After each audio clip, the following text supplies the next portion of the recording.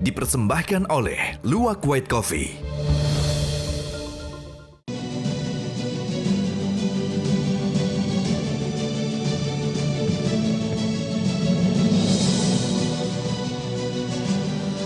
Selamat malam para pemirsa, ketemu lagi di Hot Room dengan saya Hotman Paris.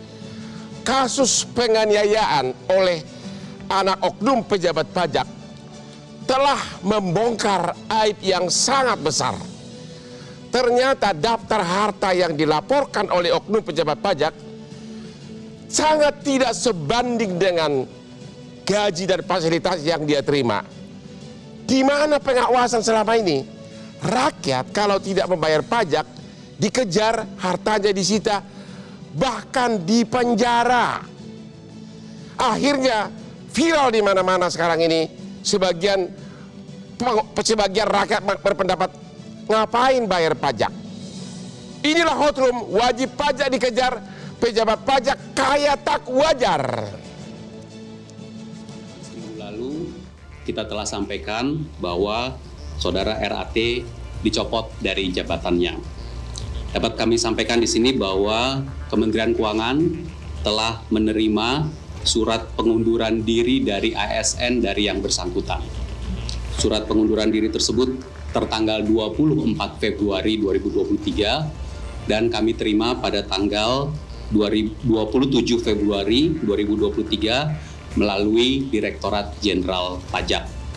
Terkait dengan hal itu kami sampaikan di sini bahwa berdasarkan PP nomor 11 tahun 2017 sebagaimana terakhir telah diubah dengan PP nomor 17 tahun 2000 dan kemudian 2020 ini mungkin maksudnya, dan kemudian juga peraturan Kepala BKN nomor 3 tahun 2000, maka pegawai yang sedang di dalam proses pemeriksaan tidak dapat mengundurkan diri.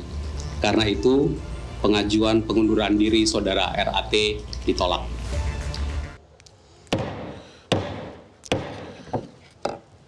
Sebelum berdiskusi kenapa Hotman selalu sukses, yaitu inilah rahasianya. Kopi kesayangan Hotman.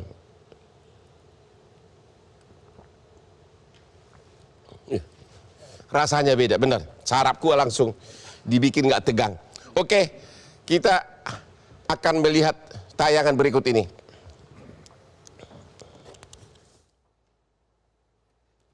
Nah, ini dia nih. Harta kekayaan dari Pak Rafael, ya. Tahun 2011 sekitar 20 M, ya. Tahun 2013 ke 2015 kekayaannya naik hampir 14 miliar. Dari 21 miliar naik menjadi 35 miliar. Hanya dalam waktu kurang dari 2 tahun, ya. Kekayaannya naik 14 miliar. Ya, kemudian naik terus, yang paling tinggi naiknya lagi adalah 2019 ke 2020 hanya dalam 1 tahun naik di sini 11 miliar, ya, 11 miliar, dan total hartanya sampai viral 56 miliar. Ini yang tertulis di laporan kekayaan. Yang di luar itu kita udah tahu lah, ya, itu pasti banyak lagi. Masih ada nggak daftar lain? Oke, sekarang inilah daftar harta dari yang bersangkutan. Tanah di Sleman, ya, cepat banget sih. Ada bangunan di Jakarta Selatan, harga ada 13 miliar. Totalnya ini berapa ini semuanya? Jadi sebagian besar harta itu adalah dalam bentuk bangunan. Kita tahu bahwa kalau bangunan kita sekian miliar, pasti harta kekayaan lain biasanya bisa 3 kali lipat. Jadi diduga hartanya jauh lebih besar dari sini. Oke? Ini hanya baru tanah dan bangunan 51 miliar. Secara praktis manusia normal, kalau kita punya tanah 50 M, biasanya harta lain bisa 3 atau 4 kali lipat. Oke, Pak Misbah Hasan, Anda itu sebagai Sekretaris Jenderal Forum untuk Transparansi Anggaran, apa komentar dan analisa saudara? Apa sebenarnya yang terjadi? Ya, ini jelas harta yang tidak wajar menurut saya. Ya. Karena kalau kita pernah menghitung, Pak, pernah melakukan simulasi. Ya. Jadi kalau pejabat eselon 1 di Dirjen Pajak misalnya itu kan gajinya 5,2 juta. Tukinnya jadi itu sekitar 117,3 juta. Jadi kalau eselon 1 untuk mengumpulkan harta sekitar 56,1 triliun itu butuh 30 tahun. Ini baru yang tertulis. Itu yang eselon 1. Ya. Pak Rafael ini kan eselon 3. Ya. Gajinya 4,7 juta. Ya. Dan tukinnya, tunjangan kinerjanya itu sekitar nggak sampai 117 ya. Sekitar 75 juta, 4,7 dan 46,4 juta. Jadi harusnya berapa tahun? Harusnya sekitar 98 tahun, Pak. Untuk dapat mengumpulkan 56 miliar. 56 miliar tadi itu. Oke, pertanyaannya begini. Ya. Ini kan resmi dilaporkan. Ya. Semua orang melihat atasannya. Irjen pun melihat, kayaknya KPK juga melihat. Kenapa selama ini memang tidak ada pengawasan? Nah, nggak dipertanyakan gitu loh. Nah, itulah yang persoalannya ya. Selama ini Irjen kemana dan KPK kemana? Karena kenaikan harta pejabat negara itu kan seharusnya sudah terpantau, kan? Sudah terpantau dari tahun ke tahun. Ya. Nah, inilah yang menimbulkan pertanyaan publik ya, lemahnya pengawasan internal di Irjen maupun di KPK sendiri.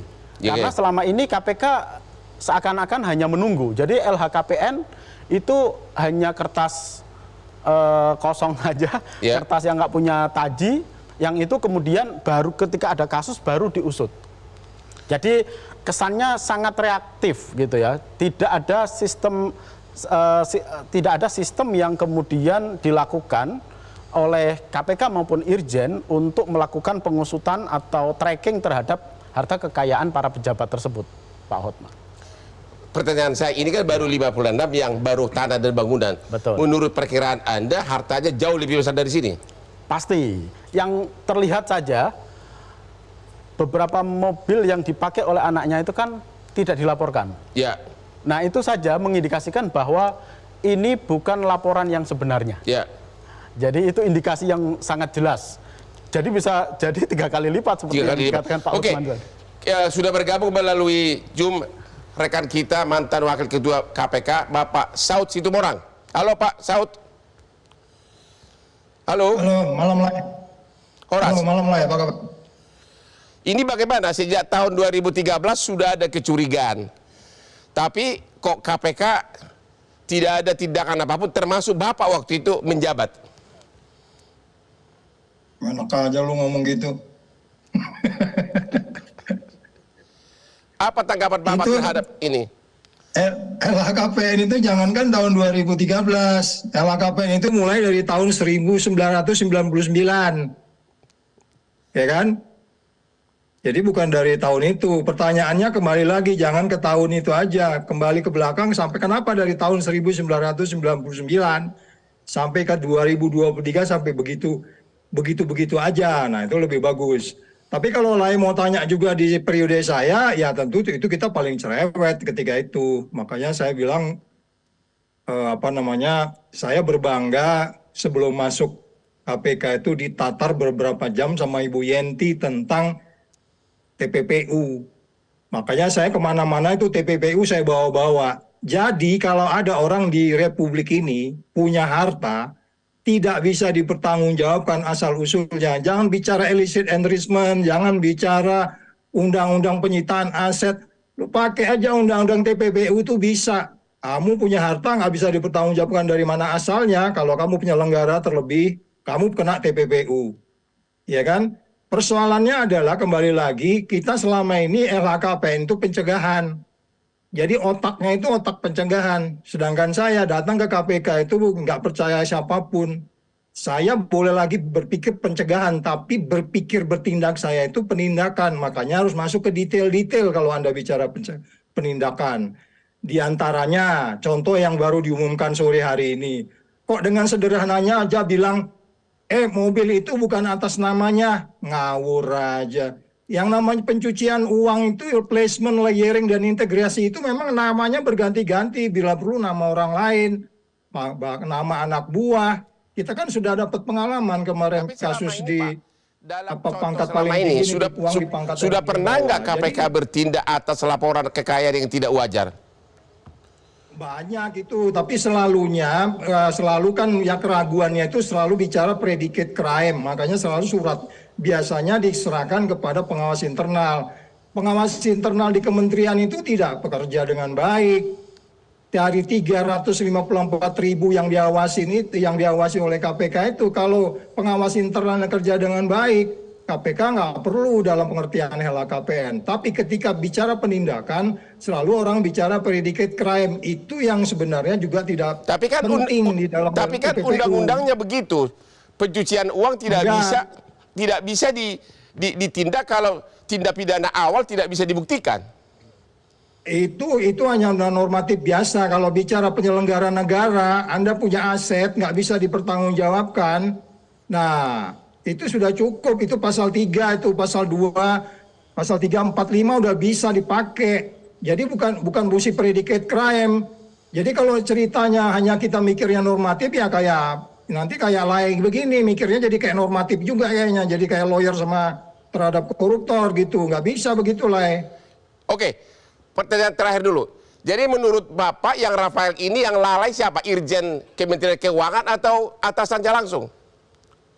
Semuanya kita gitu. Karena kalau kita bicara integritas, sistem integritas nasional itu semua KPK-nya, atasannya, menterinya. Menterinya juga kan salah. Selama ini kalau mengambil lagi pajak itu, walaupun tax ratio kita hanya 10% ya, negara G20 yang lain 30%, kita kan selalu berdasarkan target. Berdasarkan target ini, di belakangnya itu banyak isu-isu korupsinya, isu-isu transaksionalnya. Jadi salah kita semua sebenarnya. Jadi jangan salahkan KPK juga dengan 354.000 diawasin oleh Pak Pahala Nainggolan sendirian. Lama-lama pingsan dia. Oke, kita istirahat dulu. Tapi sudah ada polling dari masyarakat yang nanti akan kita bahas sudah ini tentang apakah masih perlu membayar pajak atau tidak. Ketemu lagi di Hot Room.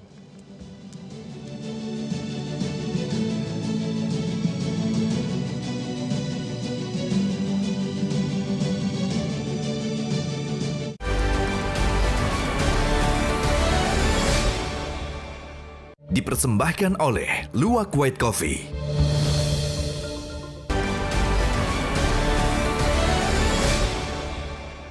Dipersembahkan oleh Luwak White Coffee.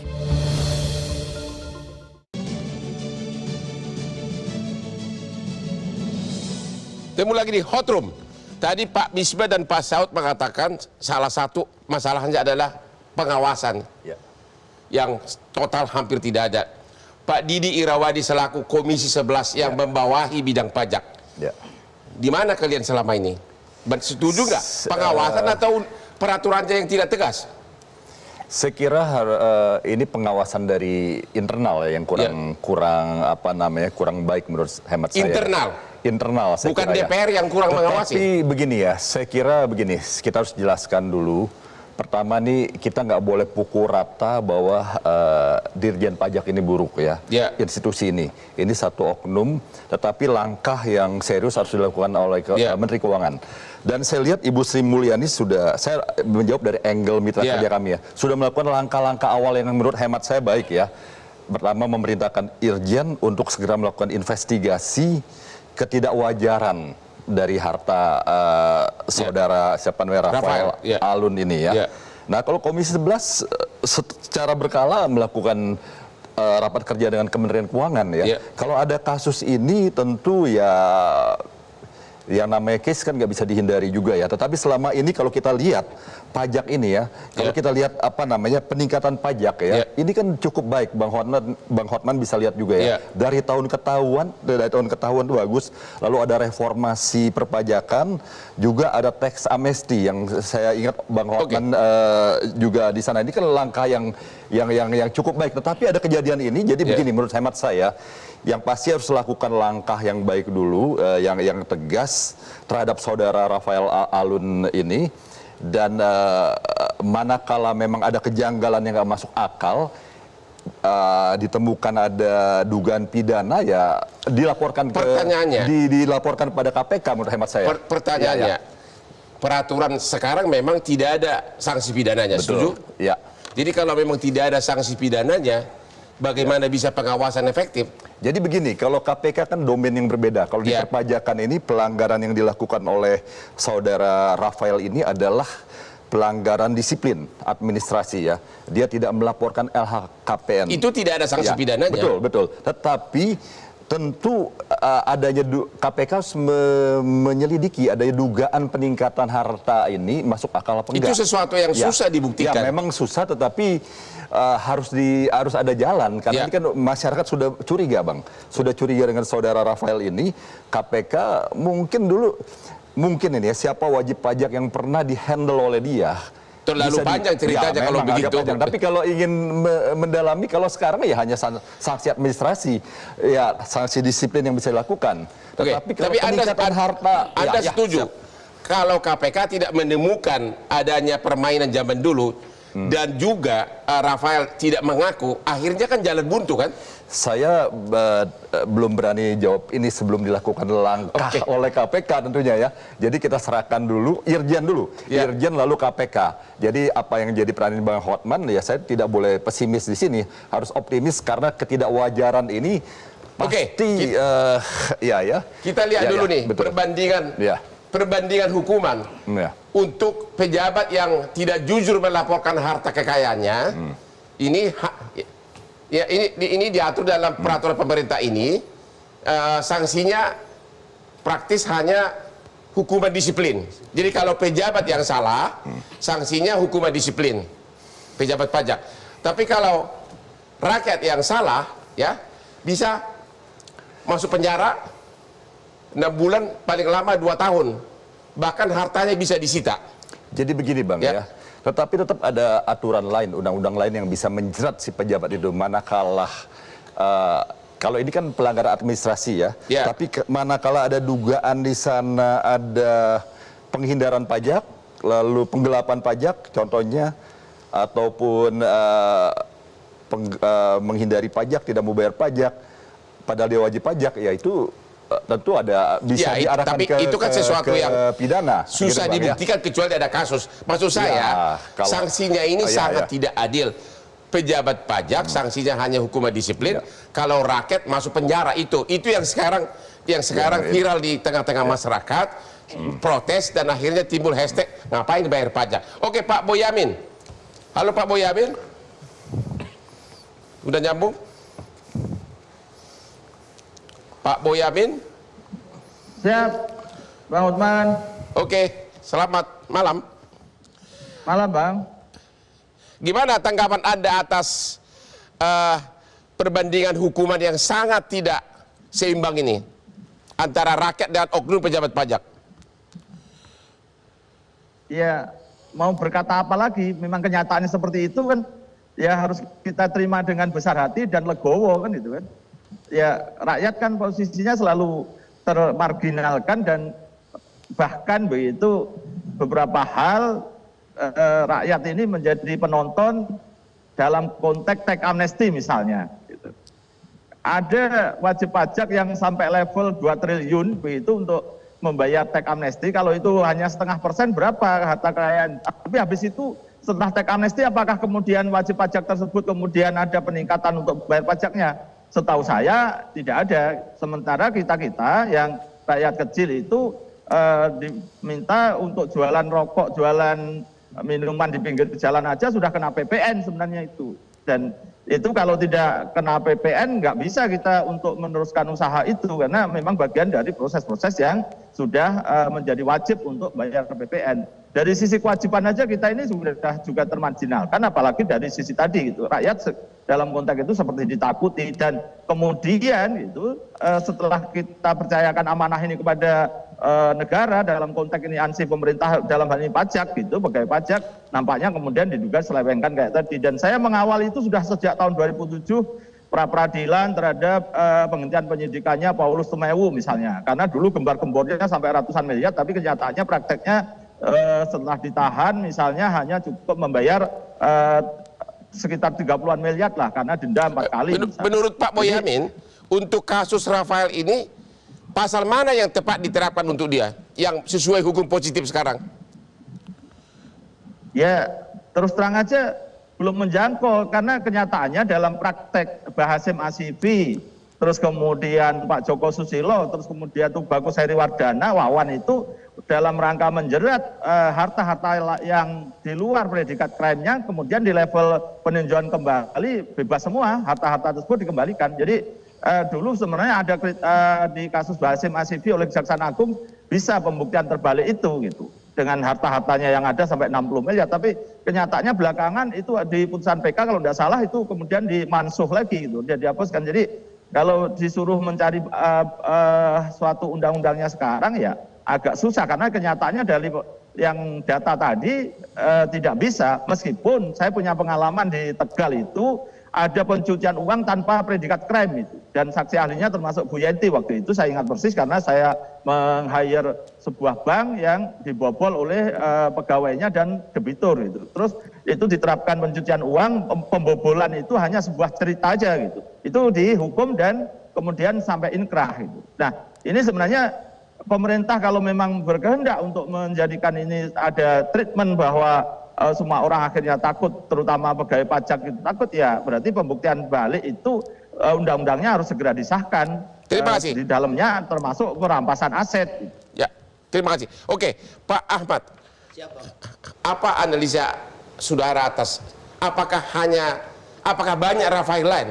Saya kira Rafael lain tidak hanya banyak, dan di waktu yang akan datang akan bermunculan lagi. Kenapa Anda mengatakan begitu? Karena masalahnya adalah di kelembagaan Kementerian Keuangan, Bang. Apa itu masalah? Ada 3 masalah. Yang Yaitu? pertama, Kementerian Keuangan begitu powerful. DPR sayangnya Pak Didi sangat percaya sama Kementerian Keuangan, sehingga Kementerian Keuangan dikasih banyak tugas. Anda bisa bayangkan hak budget, hak planning, kemudian hak kebijakan ekonomi, hak treasury, perbendaharaan, termasuk hak pajak, itu semua di dalam Kementerian Keuangan. Padahal kita tahu inspektoratnya kan nggak bisa menjangkau ke semua departemen ini. Kalau di luar negeri, Bang, Internal Revenue Services, perpajakan itu bagian sendiri di luar dari Kementerian Keuangan. Kementerian Keuangan itu di dalam bahasa Inggris Treasury Minister. Jadi dia hanya khusus menangani Treasury saja, perbendaharaan. Sedangkan planning dan budget itu diserahkan kepada institusi lain. Jadi DPR ini memberikan kewenangan penuh. Itu dari Kementerian Keuangan. Inti kasusnya dulu, sebelum kita lanjutkan. Jadi terjadinya kasus Rafael itu apa yang salah? Pengawasan internal Kementerian Keuangan atau apa? Nah, ini yang saya cerita. Masalah berikutnya adalah di kelembagaan perpajakan. Kelembagaan perpajakan kita itu menjadi penyidik, menjadi penuntut, dan menjadi hakim sekaligus. Itu kan wajar. Di dalam satu departemen. Tidak wajar, Bang. Kenapa? Karena dia yang menyidiki, dia yang menuntut, dia juga hakimnya. Kan dia bisa melakukan istilahnya adalah permainan di balik layar. Sehingga kemudian kalau dia permainan balik layar ini tidak diikuti, si wajib pajak ini akan dikenakan biaya pajak yang tinggi. Oke, kita lanjut sesudah yang berikut ini. Ketemu lagi di Hot Room.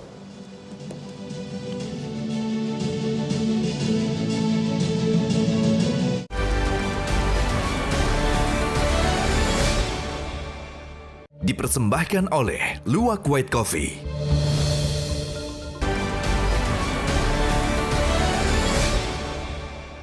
Dipersembahkan oleh Luwak White Coffee.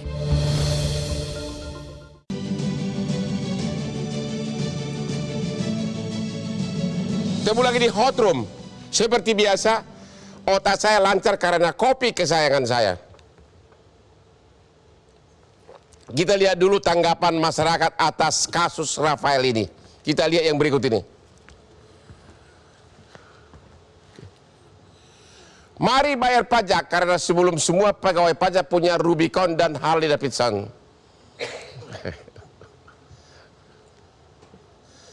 Oke, komentar berikutnya. Kita udah kembang kepis kerja terus kepotong pajak. Ternyata pajaknya buat nyenangin anak pejabat yang tengil setengah sadar. Pokoknya sementara. Jadi milioner itu banyak cara, ya, Min. Salah satunya suruh orang cepat bayar pajak. Stop bayar pajak.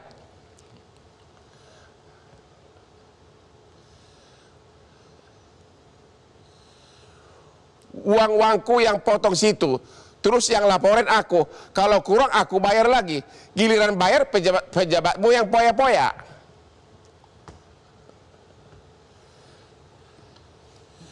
Wah, ini Babe Cabita yang di sini ya. Babe Cabita, stand up comedian. Halo Dirjen Pajak, mumpung lagi rame, aku juga minta tolong. Aku udah bayar pajak terhutang, kurang bayar tahun 2019 sebesar 167 juta karena aku kemarin kurang edukasi. Dan ternyata masih harus bayar dendanya 70 juta. Ampun, dendanya bisa dihapus enggak? Lu minta dihapus ya? Minta dihapus kalau bisa. Emang masalahmu kenapa sih? Iya, masa gaya banget sih lu cuma stand up comedian kok pakai pajaknya segitu besar? Itulah makanya Bang Hotman, aku makanya nih deg-degan dari tadi. Lu honor lu ya? Honor lu ini dari honor? Betul, dari terus? honor. Jadi ternyata ya stand up comedian itu kan aku mikirnya kan kurang orang awam kan, nggak tahu masalah pajak. Jadi aku pikir kalau kita udah stand up itu kan selalu minta NPWP-mu, kirimlah NPWP. Itu ke TV nih, ke TV?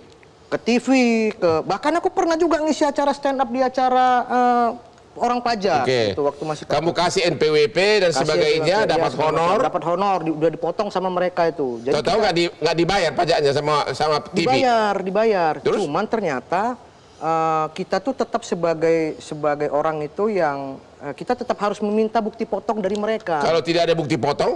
Dianggap tidak sesuai pemasukannya. Pemasukan kita tidak sesuai dengan yang mereka. Ini kok tidak sesuai. Jadi harus rapi itu pembukuannya. Begitu ya? Waktu itu kan aku masih sendiri, belum ada manajer, belum ada. Jadi artis, stand up komedi segala macam harus selalu minta bukti potong pajak dari televisi, dari perusahaan TV. Iya, sementara kita tahu lah, kayak Metro TV atau TV-TV yang lain, bukti potong pajak itu kan nggak bisa kita langsung minta.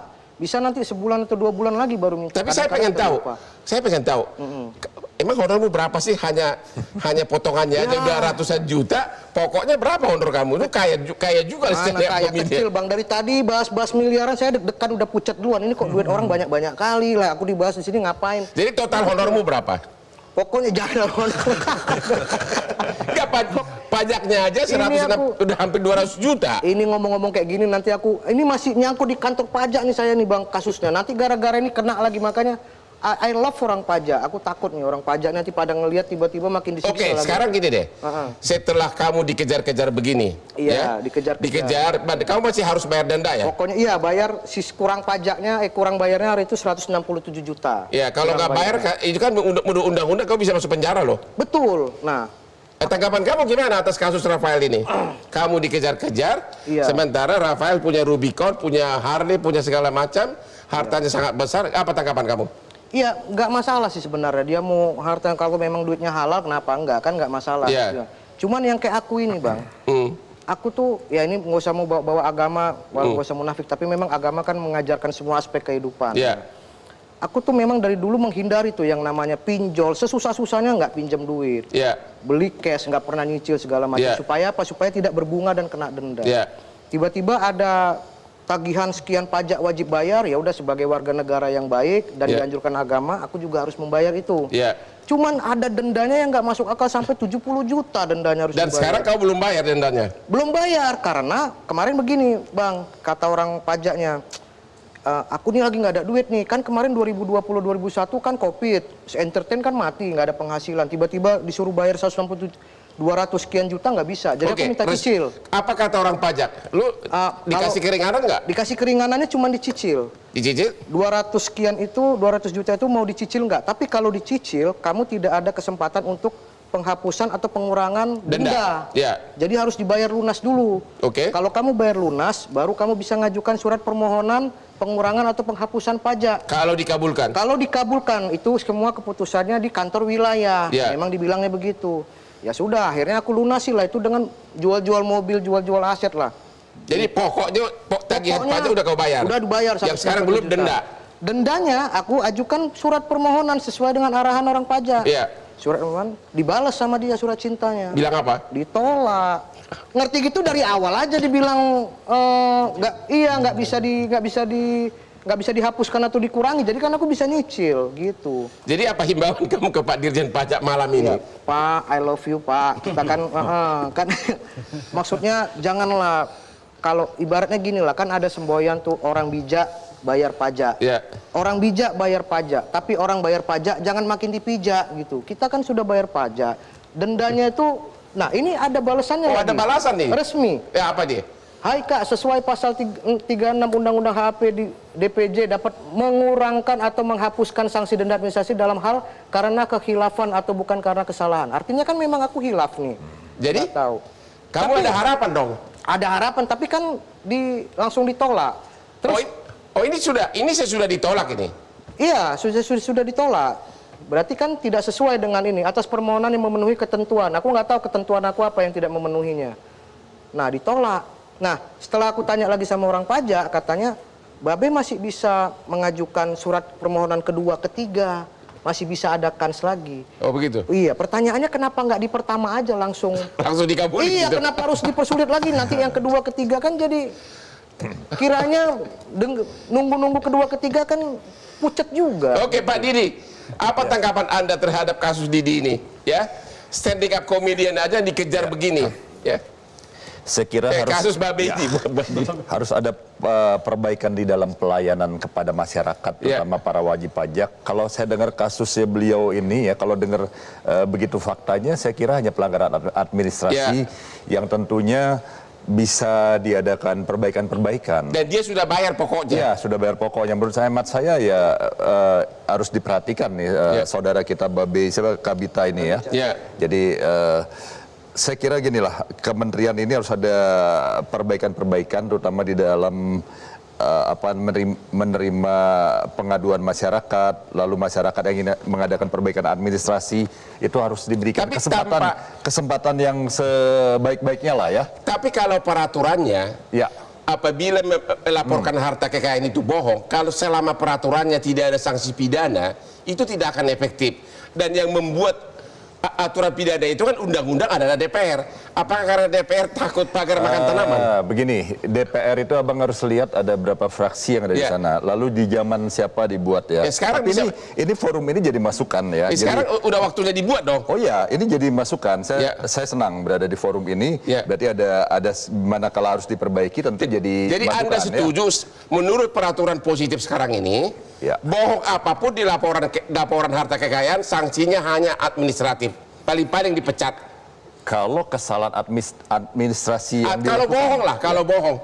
Kalau harus begini, kalau bisa dibuktikan pidananya dari hasil kejahatan itu udah jelas. Tapi kalau dia hartanya 100M ya, terus pokoknya tidak benar lah laporannya. Itu sanksinya hanya administratif. Agak beda bang, kalau lihat hanya pasal itu saja memang kesannya administratif. Tetapi kan kalau menjerat pejabat negara tidak hanya pasal itu, tetapi kalau ingin dimasukkan di pasal pajak, saya kira forum ini masukan yang baik ya. Ada pasal-pasal lain yang bisa menjerat, yang tadi saya katakan penggelapan pajak, penghindaran pajak, atau konspirasi dengan wajib pajak. Itu jadi kan Anda setuju bahwa sudah waktunya peraturannya dirubah, ditingkatkan menjadi undang-undang, sehingga ada sanksi pidananya?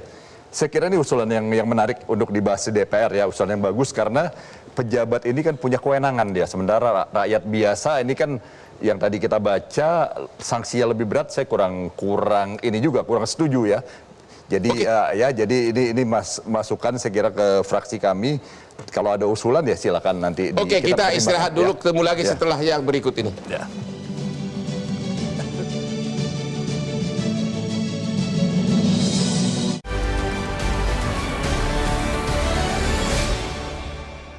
Dipersembahkan oleh Luwak White Coffee.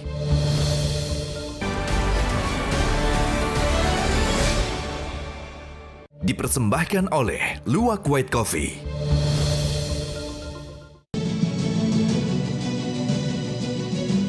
Ketemu lagi di Hot Room.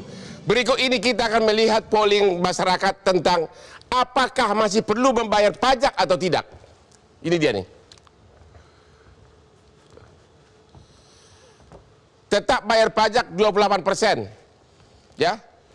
Tidak mau ikut dipakai apa nih? Dipakai flexing 42%. Tunggu pelaku ditangkap baru 30%. Jadi yang tetap bayar pajak itu dari pooling hanya 28%. Ya. Ya, hanya 20% dari masyarakat yang di-pooling mengatakan tetap bayar pajak. Pak Ahmad, gimana tanggapan Pak Ahmad di sini? Ini adalah refleksi atau tidak? Ini berbahaya buat bangsa dan eksistensi NKRI, Bang. Ya. Kalau jawabannya begini, Ya. pertanyaannya salah siapa? Ya. Apa yang harus dilakukan? Tapi ini benar, ini adalah gambaran dari Menurut saya opini persepsi masyarakat. publik hari ini begitu. Ya. Kemudian Bu Sri Mulyani juga mengatakan cukup fatal, ya menurut saya fatal ya, mengatakan bahwa kalau Anda tidak mau bayar pajak jangan tinggal di Indonesia. Menurut saya kalimatnya terlalu keras. Yang harusnya dilakukan beliau adalah saya akan memperbaiki di dalam pajak, Anda silakan tetap bayar pajak. Jadi seolah-olah ini kalimat yang kemudian memberikan satu statement seolah-olah orang yang tidak mau bayar pajak. Ini kan alasannya jelas, karena mereka khawatir uangnya dipakai tidak untuk semestinya. Jadi ini adalah gambaran nyata di masyarakat. Saya kira itu. 28%. Pak Didi, tanggapannya apa? Setuju? Tidak usah bayar pajak dulu? Saya nggak setuju. Pajak harus dibayar. Saya kira tapi yang pasti ini introspeksi bagi pemerintah ya, bagi Menteri Keuangan, Dirjen Pajak, bahwa begini situasi gara-gara seorang siapa namanya Rafael Alun ini menimbulkan persepsi yang kurang baik ya. Padahal kita harus fair juga ya. Kalau lihat peningkatan pendapatan negara dari pajak ini cukup signifikan. Mungkin bisa 3 kali lipat kalau jujur. Ya, oleh karenanya kasus ini menjadi momentum perbaikan internal pajak ya. Saya percaya masih ada orang-orang yang baik di sana. Tetapi oknum-oknum yang kurang baik, mungkin ada Rafael Alun yang lain segera Tapi inilah gambaran sekarang ini. Ya, ini bagian dari jadi introspeksi ya. Ini bagus ini polling ini. Pemerintah harus introspeksi. Jadi jangan marah dengan polling ini, tapi balas dengan kerja yang. Terima kasih Pak Boyamin. Gimana? Setuju bahwa sekarang ini rakyat hanya mau bayar pajak 28% dari masyarakat? Enggak lah. Apapun kita kawal, kalau itu disimpangkan, saya gugatan pra-peradilan Asian Agri yang waktu itu transfer pricing, masyarakat juga antusias kok sebenarnya untuk mengawal.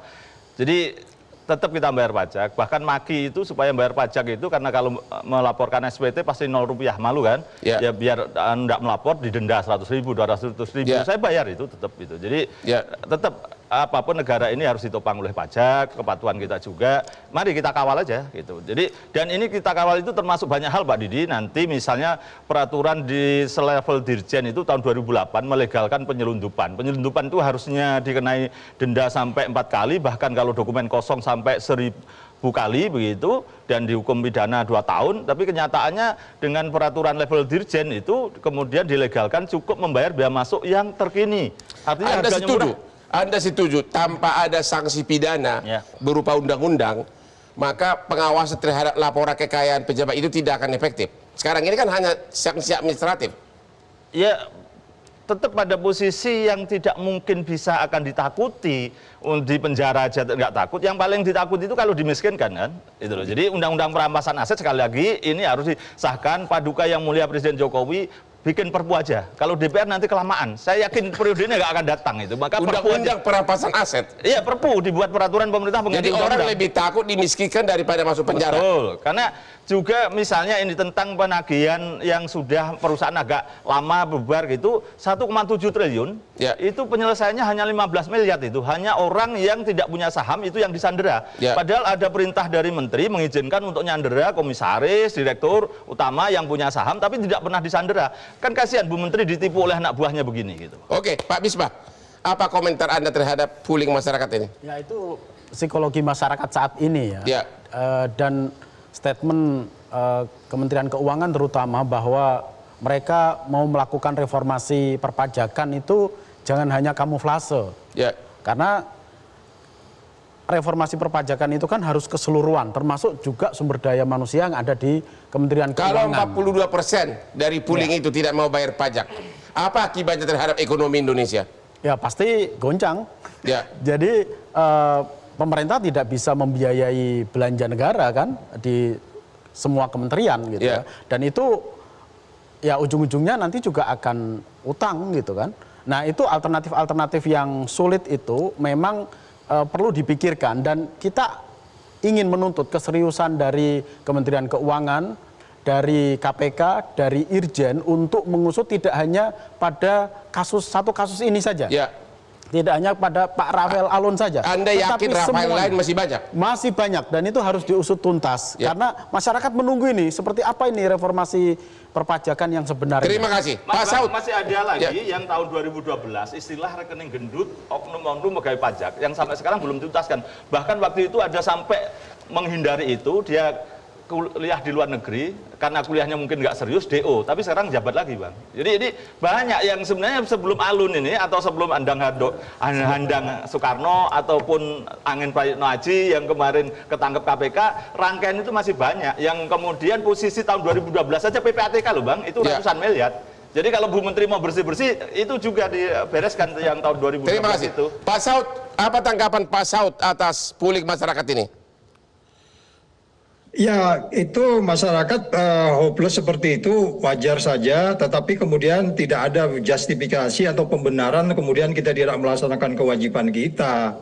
Itu pembenaran-pembenaran. Artinya, kalau ada petugas pajak seperti itu, kita pahami mereka seperti itu, seperti saya katakan tadi, ada banyak penyebabnya, diantaranya dengan sistem target. Tetapi kalau kita bicara kenapa mereka tidak melaporkan seperti apa yang sebenarnya, dan kita yakin betul, sekali lagi saya katakan kita yakin betul itu kan mereka biasa memperoleh itu kalau nggak kickback, korupsi, terus kemudian gratifikasi, pemerasan dan seterusnya. Which is pidananya itu bisa jadi menjadi hal yang lebih mudah sebenarnya mengatasi perilaku petugas pajak yang seperti ini daripada kita katakan tidak bayar pajak. Nggak bisa. Negara mana di bumi ini kalau nggak ada pajak ya pasti kolaps.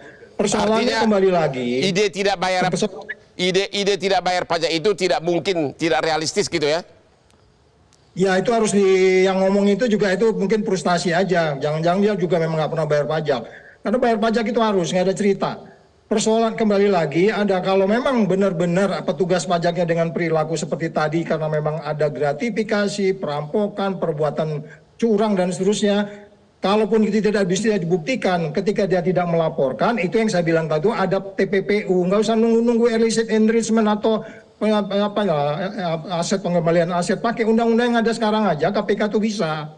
Sehingga kemudian petugas pajak itu jerah semua gitu. Daripada kita mengatakan jangan bayar pajak, nggak bisa. Negara mana di bumi ini itu pajak itu kehidupan.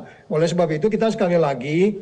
Cuman kan masyarakat kita bisa paham, kecewa benar dengan cara menata pajak seperti ini. Tidak berintegritas sama sekali.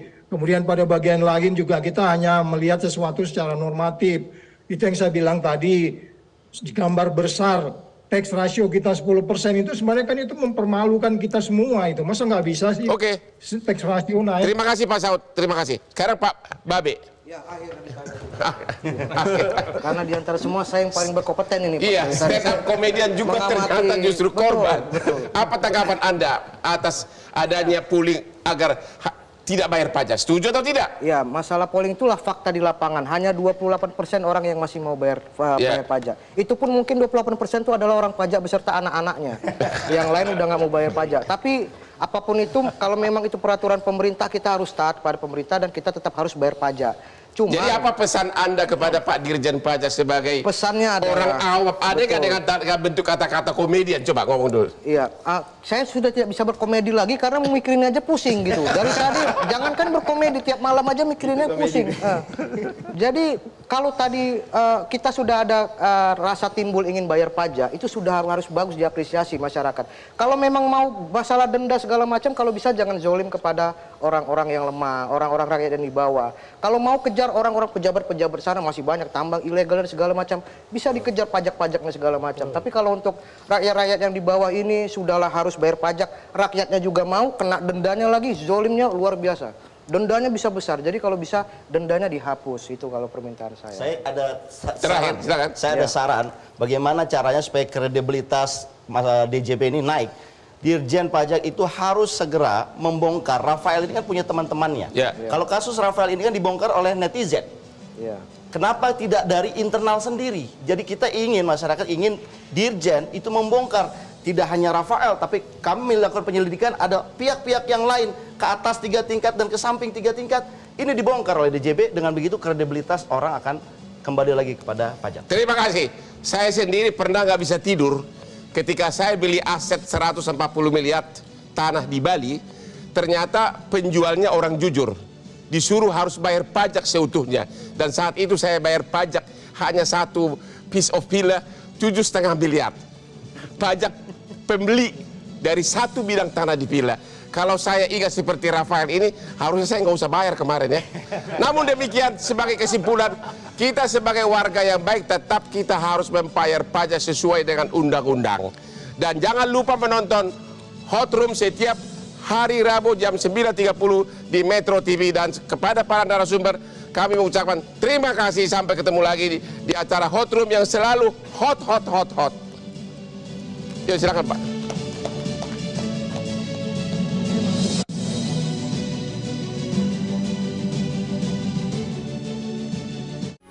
Metro TV.